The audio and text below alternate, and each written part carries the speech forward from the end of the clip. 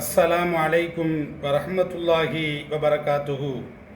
அன்புள்ள நண்பர்களே, மது என்பது இந்த உலகத்தில் எப்படிப்பட்ட பாவமான காரியங்களை செய்ய தூண்டுகிறது என்று சொன்னால், சமூக குற்றங்கள் பெருகி வருவதற்கு மதுவே காரணம்.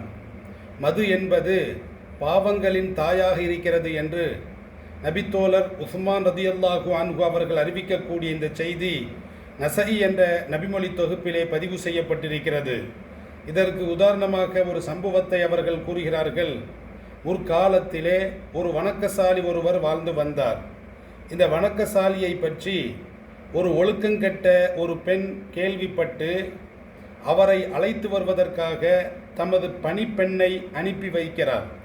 பணிப்பெண்ணிடம் சொல்லுகின்ற பொழுது, நான் அவரை ஏற்றுக்கொள்ளுகிறேன், அவரை நம்புகிறேன், அவரை நான் நம்புவதற்காக நேரடியாக பார்த்து அவரை ஏற்றுக்கொள்கிறேன் என்று தமது பணிப்பெண்ணை தூது அனுப்பி அந்த வணக்கசாலியை வரவழைக்க ஒரு முயற்சி செய்கிறார்.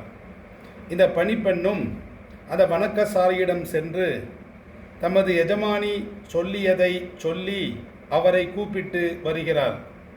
இப்படி வருகின்ற பொழுது அவளுடைய வீட்டுக்குள் அந்த வணக்கசாலி நுழைகின்ற பொழுது வீட்டினுடைய கதவுகள் எல்லாம் சாத்தப்படுகிறது, அடைக்கப்படுகிறது. வீட்டுக்குள் சென்று அவர் பார்க்கின்ற பொழுது அங்கே ஒழுக்கங்கெட்ட அந்த பெண்மணியும் அவளுக்கு முன்னால் மது கோப்பையும் பக்கத்திலே ஒரு வாலிபரும் மூவரும் அப்படி அமர்ந்திருக்கிறார்கள். உடனே அந்த ஒழுக்கங்கெட்ட பெண் அந்த வணக்கசாலியை பார்த்து சொல்லுகின்ற பொழுது, நான் உம்மை நம்பி ஏற்பதற்காக உம்மை இங்கு அழைத்து வரவில்லை. நான் உம்மை அழைத்ததெல்லாம் எதற்காக தெரியுமா? நீ என்னை அடைய வேண்டும் என்பதற்காக வேண்டித்தான் உம்மை நான் இங்கே அழைத்து வந்தேன் என்று அந்த ஒழுக்கங்கெட்ட பெண் கூறுகின்ற பொழுது அந்த வணக்கசாலி ஒரேடியாக மறுத்து விடுவார். ஆமாம், 3 ஆப்ஷன்களை அந்த ஒழுக்கங்கெட்ட பெண் முன்வைப்பார். ஒன்று, நீ என்னை அடைய வேண்டும், அல்லது இந்த வாலிபரை இவரை கொல்ல வேண்டும், அல்லது கோப்பையில் இருக்கக்கூடிய மதுவை அருந்த வேண்டும்.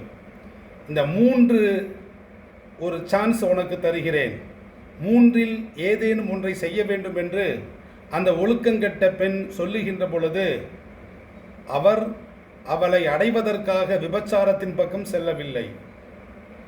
அந்த பணியாளரை கொல்லுவதற்காக அவர் முயற்சிக்கவில்லை. மாறாக அவர் எடுத்துக்கொண்டது மது கோப்பையை. மது கோப்பை எடுத்துக்கொண்டு மதுவை அவர் அருந்துகிறார். அந்த பெண்மணி ஊற்றி கொடுத்து கொண்டே இருக்கிறார். மது அவருடைய உடலில் சென்ற பிறகு போதை ஏறிவிடுகிறது. போதை தலைக்கு ஏறியவுடன் இவர் என்ன செய்கிறார் என்று சொன்னால், அந்த ஒழுக்கங்கெட்ட பெண்மணியை அடைய இவர் முயற்சிக்கிறார். இப்படி இவர் அந்த பெண்ணை அடைவதற்காக வேண்டி செல்லுகின்ற பொழுது பக்கத்தில் இருக்கக்கூடிய அந்த வாலிபர் அந்த வணக்கசாலியை தடுக்க வருகிறார். தடுக்க வருகின்ற பொழுது அந்த வாலிபரை இந்த வணக்கசாலி கொலை செய்துவிட்டு அந்த ஒழுக்கங்கெட்ட அந்த பெண்மணியை அவளை அவர் அடைந்து விடுகிறார், விபச்சாரமும் செய்து விடுகிறார். அப்போ மது சென்ற பிறகு சமூக குற்றமாக இருக்கக்கூடிய அங்கே கொலையும் நிகழ்கிறது, சமூக குற்றமாக இருக்கக்கூடிய விபச்சாரமும் நிகழ்கிறது.